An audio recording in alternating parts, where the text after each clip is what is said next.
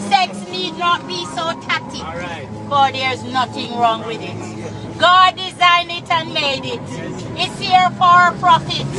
When Adam and Eve was not yet knit, Yes. God saw something wrong with it. Yes. He made Eve just to fit. Yes. He says earth is yours, fill it.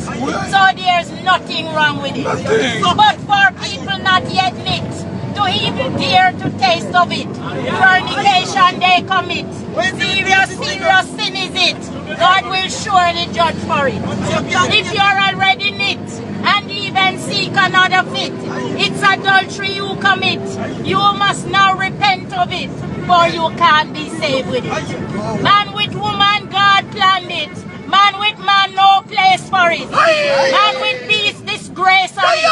Woman with woman, drop it. God forgives if you stop it. Husband and wife, that's it. Father, daughter, not a bit. Brother, sister, none of it. Children could be born and fit. And your name in shame by it. God wants us to enjoy it.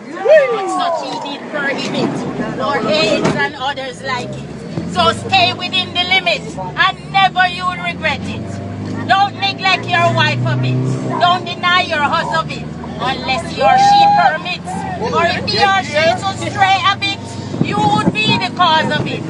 Neither one must lose by it. Both must have the fun of it. And be temperate in it. And give praise and thanks for it. As we learn in Holy Writ, in heaven there be none of it.